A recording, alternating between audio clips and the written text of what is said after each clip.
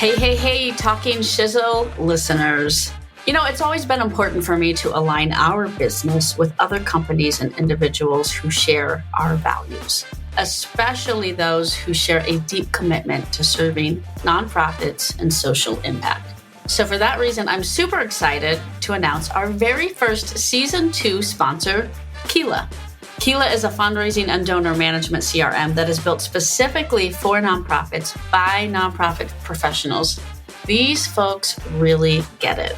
Their mission is to empower nonprofits to deepen relationships, retain donors, and raise more for their cause.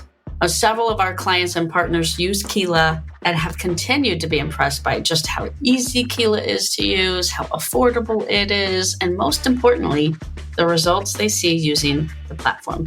The Keela team is also phenomenal to work with. They are super friendly guys, and they have a continuous commitment to equity and inclusion.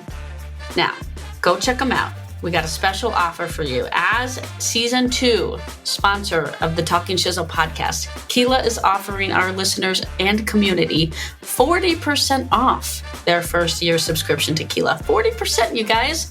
That is a lot of shizzle. Think about all the other shizzle you can get done by saving that money on your nonprofit CRM. Plus, if you have under 250 records, you can get access to the Keela Starter Program for free. So if you are interested in learning more and booking a demo, go to keela.co/partners/creative-shizzle.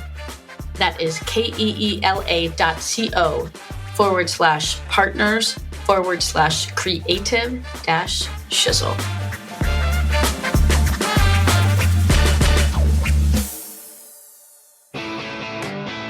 Hey, all you lovely people out there. You've got a lot going on in your day with big dreams and big goals for your world.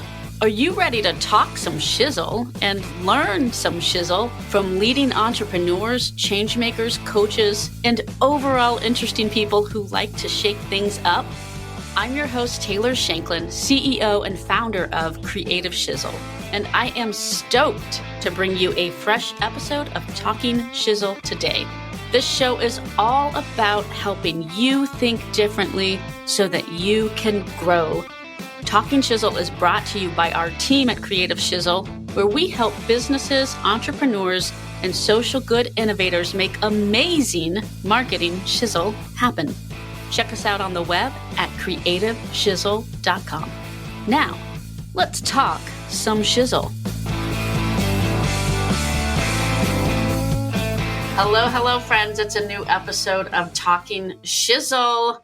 We're going to talk about the hybrid work environment, hybrid events with our good friend, Samantha Swaim. What's up, Samantha?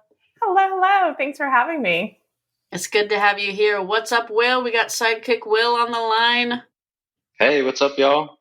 I am here, ready to talk some shizzle. All right.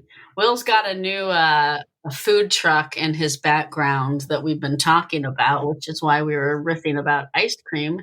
And I was sharing a story of an $8 frozen yogurt cone that I got in New York. And I was like, why does anybody live in New York?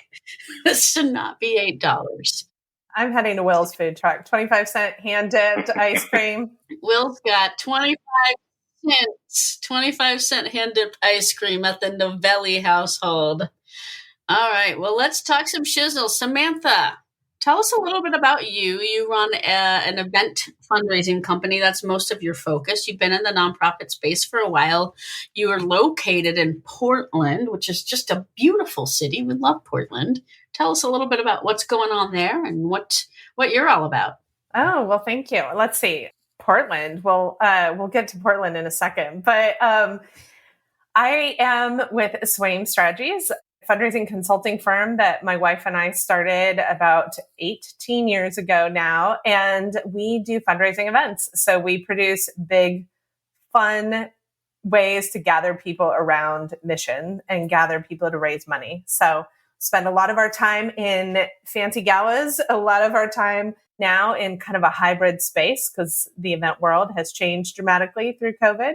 And so has Portland. Portland's changed tremendously through COVID. We've had definitely a shift. Lots of our sort of cultural icons went away during COVID. Lots of restaurants closed, lots of change to businesses. Our downtown core has really changed tremendously. And we're just now, I think we're like on the back end of the COVID swing, and we're just now in recovery mode. So restaurants starting to open again and businesses back open. So it's looking more promising now than it was just a few months ago. So things in Portland are good and beautiful. It's a beautiful time of year. All the leaves are changing right now. Oh, so nice. So things were really shut down that long in Portland, huh? I mean, I don't know. I haven't been out there since pre-COVID. Yeah, we had, the foodie scene in Portland is the scene. And we have this beautiful food scene that was so dramatically impacted. And a lot of the sit down, sort of nice occasion restaurants closed permanently. And the opportunity that was created there for small business owners was kind of incredible, because all these sous chefs followed their passion and started food carts, just like Will's food cart. We had a ton of new food carts pop up. We had a lot of small businesses open.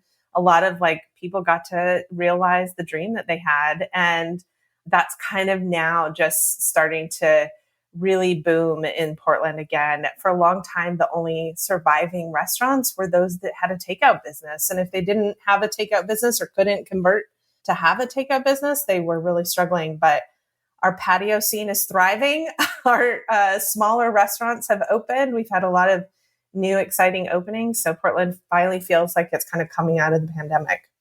That's good. That's great to hear. It's funny. I was in Kansas City last week, and I haven't been to a place in a while that felt so closed still. And it wasn't necessarily closed in Kansas City, but what I saw was how much I think the pandemic had affected the city, because it was a similar thing. There were still a lot of restaurants and bars that seemed to be closed down. And I don't know if it was just the time that I was there, or if it was a post-COVID world and they just hadn't yet opened back up or had to shut down. And I haven't seen that as much in my area. But what's interesting is how much this world we're living in now post-COVID has affected so many different regions of the country in such a different way. I grew up in Texas, have been going down to Texas a lot lately to see family. Everything's been super open there for so long. Went to a conference in Florida and they were like, yeah, we shut down for 2 weeks. It was like no one even thought COVID happened here. And then where I live in a mountain town in North Carolina, and it's really been very open for a long time. So I don't know, Will, what's it like in Jersey? Has it been shut down for a while? Has it been pretty open? I'm curious about this, because we're going to be talking more about how people, transition into this new world. Here it's very regional. Southern New Jersey and Northern New Jersey are very split. Northern New Jersey kind of segments a lot with New York and New York City. And there is even a lot of cities in North Jersey, like Jersey City, New Brunswick, a lot of Princeton, a lot of booming cities that are smaller cities, but they're cities nonetheless. And I think probably like everywhere else, the cities are coming out of their shells a bit, along with Philadelphia, which would segment with South Jersey as far as regions go. Philadelphia and Atlantic City would be the two bigger cities in the area, and the same, coming out of the shells. It's the best way to describe it, though. It seems like it's getting a little bit back to what people would call normal, I would say. The food scene's always booming here as well. I've always heard great things about the tapas out in Austin and in Portland as well. But I'd love to visit once. But that's a side note. Yeah, it seems like getting a bit back to normal, whatever normal is, making that new normal, right? Definitely. It's true in the event world too. We work with nonprofits all around the country, and we've had some organizations that have been gathering people and back into big events for quite a long time. And we have other organizations that are just now starting to do that. So I think, but the new normal is really a good way to frame it, because it's definitely not the same. There's been so many impacts to technology has changed, the just price of things have changed. So there's a lot of shifting that's definitely coming out of this 3-year pandemic pause that the world was on. Yeah, I know. Yesterday I saw a friend story from 2 years ago that they reposted that was a Zoom screenshot of a company meeting. It was like, this is how we meet now. And it's just so funny because that has now felt like the new normal for quite some time. And so looking back at that, and I was like, wow, that was really just 2 years ago where it was like, oh, now we're meeting on Zoom and it's this whole new world. And it's really just kind of interesting how much we've changed our expectations around how to operate in such a short amount of time, really, when you think about the grand scheme of the world or of life in general. Well, I don't know that we ever won't meet in Zoom now, right? I think that it's such an easy way to just like have quick FaceTime and connect with people and to be able to have a meeting that you don't need to commute to. I imagine that we're always going to continue to be connecting in that way. And I don't know, I haven't sat around a big conference table in a long time. Yeah. I've gone to a few conferences post-pandemic, and I will say, first off, it's amazing because like just getting that in-person interaction is not something that you can have in the same way in Zoom. But what also I've noticed, and this gets into our topic of events, people are different now. And I want to ask you if you've noticed that too. So, and I was just at a conference last week and I noticed this even a little bit more, and I've kind of noticed it. And then I started to put a pin on it a little bit, like in my head where I was thinking about it. And I just think it's made us all a little bit different. We're so used to Zoom and the video camera, and we're used to being home alone a lot. It's like people are a little more standoffish at events than they used to be. Are you finding that in your work? Yeah, absolutely. I think there's a couple things that are happening. I think some people have various medical needs to continue to be very cautious. And so you have some folks that are still socially distancing, but don't know how to interact in a environment where you would normally handshake and hug, and they're like pulling back. And so I think there's just a little bit more sort of standoff behavior. There's also the like, I want to be considerate of how you feel. And so some people are like, do I hug and approach and greet? So I think how people interact has changed, but also I think people's time and attention and what's important to them and what the value of their time has really shifted. We've seen that attendance at events has really dramatically changed in the way people interact. A lot more folks come for a short time and leave. A lot less people hanging out to the bitter end. There's a huge joy of like seeing each other, being together, reunion feeling, but also a desire to also leave and do other things. And so families are coming to events as a whole unit, where we used to do a lot of events where it was an adults only environment, and that's just not the priority often. And so we're seeing a lot of families attending together. We're seeing folks leave earlier. And I think just like our tolerance for crowded spaces has dropped. And so people, I think, are less willing to spend hours and hours and hours and hours and hours unless they're really getting something out of it. And so events really need to be experiential and create an environment where people really want to be there and are fun and are, worthy of their time, because our time has changed and our priorities have changed. Yeah, I think you're really onto something with that about our priorities have changed. And it's like, maybe I want to go, but I don't want to be there as long, and I don't want to schmooze as long, or whatever it is. That just seems to be something that I've picked up on at big crowded events.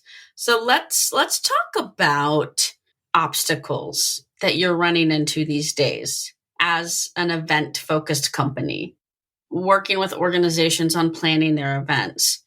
What's a big obstacle you often see, and how do you overcome it? There's three big ones right now. I think the first obstacle we're experiencing is still some uncertainty.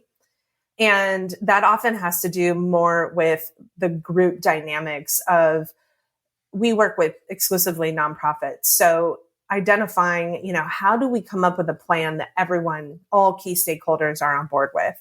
That, I think, is one of the biggest challenges right now. There's often, an individual, a board member who feels really strongly about one thing and another who feels really strongly about another direction. And so coming to a place where there's consensus and a plan for how to gather is a big challenge that needs to be overcome right now around how do you actually like move the ball down the road. I think for so long, folks were planning and then canceling and then planning and canceling, that there's some fear and trepidation there. It's a big investment to plan an event, and that pause and let's wait and see mentality is now causing sort of the second barrier, which is events are back. People are really excited to be gathering. All those weddings that got pushed for a year or two, all of those retirement parties that never happened, all those, people are now celebrating their 50th birthday on their 52nd birthday. The big celebrations got pushed, and now everything in the event industry is in high demand. But at the same time, a lot of the event industry did not recover. So a lot of businesses went out of business. A lot of the event sort of smaller businesses haven't been able to staff back up. And because some of the bigger venues and hotels haven't been able to staff back up entirely, they're really, I think, challenged with how to continue in the same bulk that they were trafficking in, and therefore their pricing has gone up. So the wait and see is creating sort of this crisis where you can't find the venue you want. You can't find the caterer available anymore. And then that is also kind of compounded by just the event industry itself is challenged right now with staffing, with hiring, with supply chain issues. There's a lot of challenges just in being able to like get inventory available. If you need napkins for 300 people, sometimes something that used to be so easy that you could get like that is really challenging. And little things like surprising things have become really hard to get a hold of. Food costs have gone up tremendously. Staffing has changed, supply issue chain. And that just kind of creates this like crisis where sometimes organizations aren't able to actually execute the event that they want to have because they waited too long. Then they couldn't find the sort of facilities they needed. And then they couldn't find the like food and resources that they needed. So those three things are kind of compounding each other right now. That my big goal and my big push with all of our organizations is earlier, like planning a year ahead, booking all of your things a year ahead so that you're like, you have a plan and you can keep moving forward. And what do you say to people that have that trepidation around booking too far in advance? Like, is there something that you're helping, to kind of get them over the edge, over the finish line to say, no, it's okay. Like, we should still plan this anyways. How are you coaching your clients to get over that fear? Yeah, I think the hybrid space is the thing that is the buzzy term right now, is that hybrid events have allowed us to actually have a backup plan. It's allowed us to know that worst case scenario, we can broadcast all of our content. And, I think early on in the pandemic, virtual events became the need because so many nonprofits were really relying on those budget goals and relying on those funds raised. But what it did was kind of create this surge in the market. Although the event industry has struggled, the technology industry has boomed, and it's created this surge of new tools. And so there's a whole bunch of ways that organizations can actually have sort of a plan A and plan B, and even reach a broader audience by broadcasting.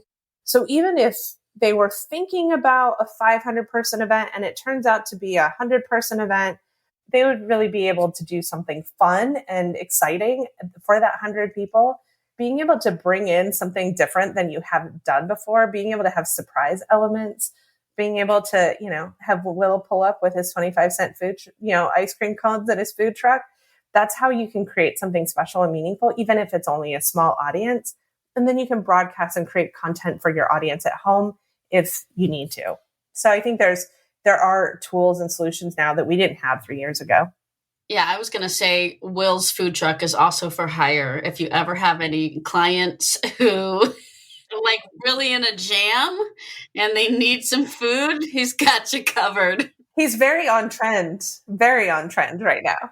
We've got it. Yeah, no problem. We've got the music ready. We've got it all. We can only serve up to like 5 people, though. That's the problem with my food truck.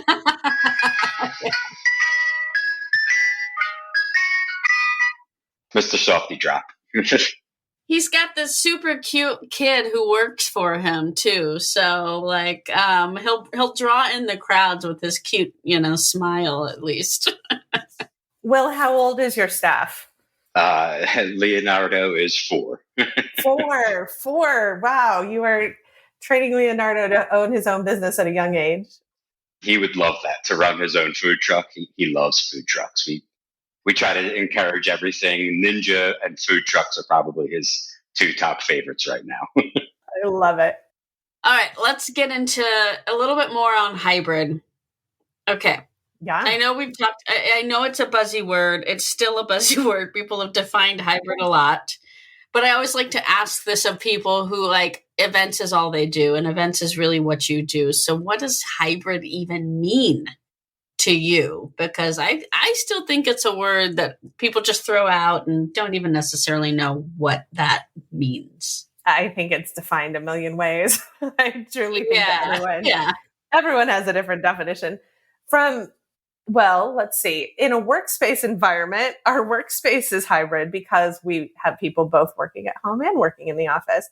But our events are hybrid because we have 2 audiences. We have an audience at home and an audience in the room. And so it can be a million different things. We've had organizations have crazy, wild parties and really streamlined like learning environments and lectures that have very successfully been able to broadcast that content out to the world. And therefore we have people viewing at home and we have people in the room. So for us, hybrid is a way that we can still have program storytelling.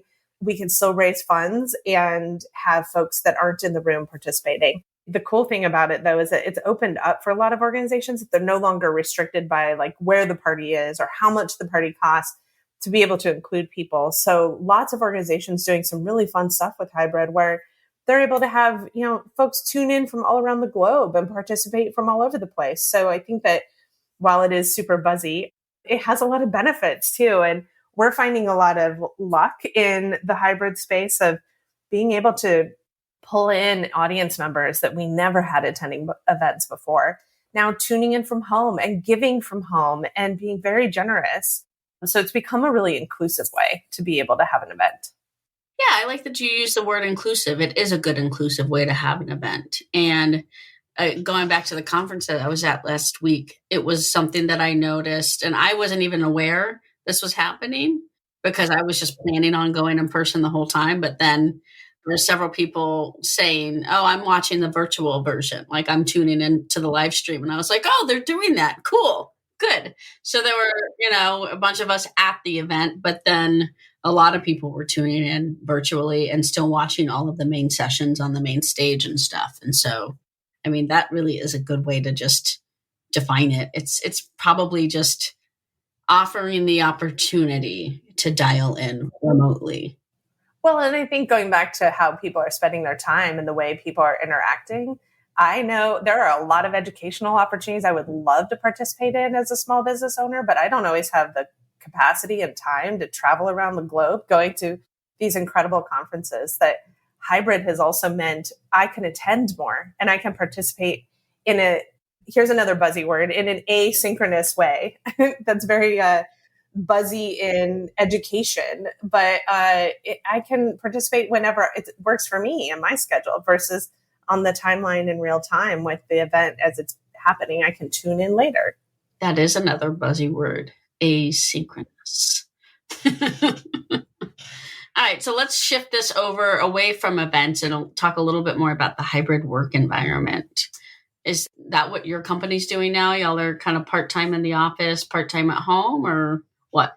We are. Yeah, I think the thing that we discovered in a virtual space is that we weren't in community together. We weren't in relationship to each other. And so while for some, I think it was a much more effective to be able to have sort of like your own space and quiet time and be able to tap in and out of, family and kids, there also was the need to be able to cross-pollinate ideas and to brainstorm and to have sort of that relationship of, oh, you're going through something I'm going through. Let's figure it out together. So we have really enjoyed being in the office together. I would say it's probably a split of half and half. Most folks kind of split their week up and choose to work from home a couple of days and then be in the office a couple of days. We do have some times where we like intentionally say, hey, let's all be in the office today because there's a big lift or there's a project we're working on, or even like just like an internal planning day. But it's allowed folks also that flexibility of maybe they had COVID exposure. And so it's allowed us to stay safe as a team or stay healthy and keep moving forward. It's allowed folks to be able to be present with their families as well. So I don't think that we'll ever have an exclusively back to the office only environment. Even how like our client interactions have changed. Our clients are like, I don't want to commute to your office. I don't want to like drive for a meeting. My time's more valuable than that. So I don't think that we'll ever not have this hybrid world that we all live in, where sometimes we're in person and sometimes we're tuned in via Zoom, our friend. Yeah, I know. It's funny. It used to be, especially in the agency world, like you go out and you visit your clients and you do on-sites pretty regularly. And now it's kind of like, yeah, why would you come see me? We see each other on Zoom all the time, you know? Right. Yeah. I mean, we still do a little bit of travel to our clients to make sure that we have all of our pieces in place for a big event. But oftentimes we find that we've, covered all of it via previous Zoom meetings. So it's nice to be able to actually like spend the time that we're together in relationship to each other versus to-do lists and checklists and planning and getting organized. It's like, no, this is where we can actually like have a conversation about life and the world and not just about the task list at hand. No, it is nice. I actually, for the first time in a long time, went to a client event earlier this month, and I'm going to another one next month. And it's like, it's good to go get that in-person time and like see people for real. It's a different connection that you have when you do that. I was looking at an office space today for myself, like a co-working space. Before this podcast, I went over there and popped over there and like looked at it real quick. And I'm so used to working in my home office. Like, I like the idea of going to a co-working office to meet other small business owners in the area. And at the same time, I was like, I walked in, I'm like, I don't know. It feels kind of corporate-y. Like, my home is so cozy. I'm just like, I don't know about this.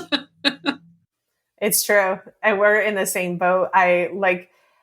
I have moments where when I'm choosing to work at home, I realize like, oh, I am able to add time back in my day that I don't have when I'm commuting. I'm able to like actually cook a meal versus like having a snack shoved in my head. So there's benefits. Saving that time on driving places is really key. Yeah, I agree there. Although then your food truck's not getting out as much. So maybe you need to like take it for a spin around the block when you're working from home. That's true. We were thinking about starting a weed-infused food truck recently. We were going to call it the Cannabis. The Cannabis. And Leonardo was going to work on this Cannabis? Yeah, maybe. Maybe not. No, that might get me in trouble. You're very on trend. Are you sure you don't live in Portland? Portland is very popular right now with both combining food and cannabis. I think that you'd be a perfect fit for Portland. Well, they just legalized it in Jersey where you are, right? They did just legalize it in Jersey. They sure did, which is awesome. Thank you. A lot of people don't like Phil Murphy. Good job, Phil.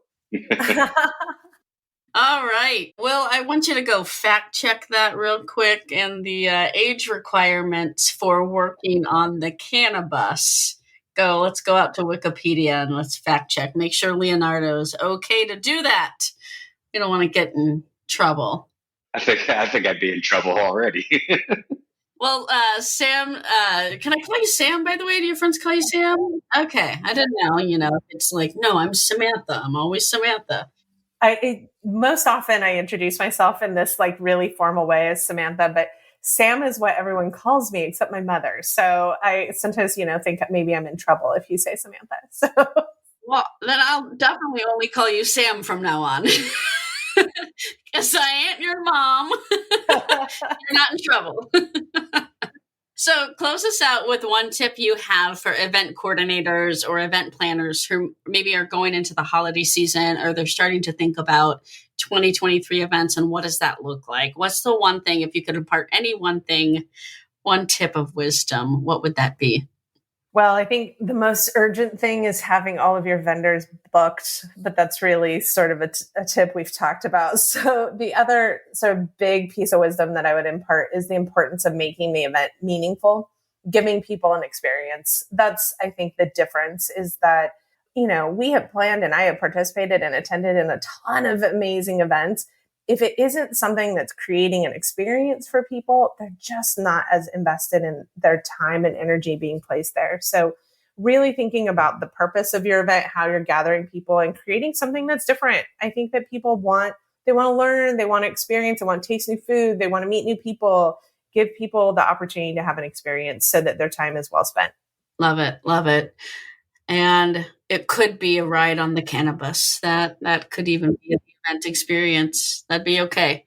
Canna tourism is a big thing. I think there is a future for Leonardo. Probably not at age 4, but he's going to have to wait a good maybe 18 years still. But you're building your small business empire for your son to be able to grow into. For sure. I see some good apparel down the line too.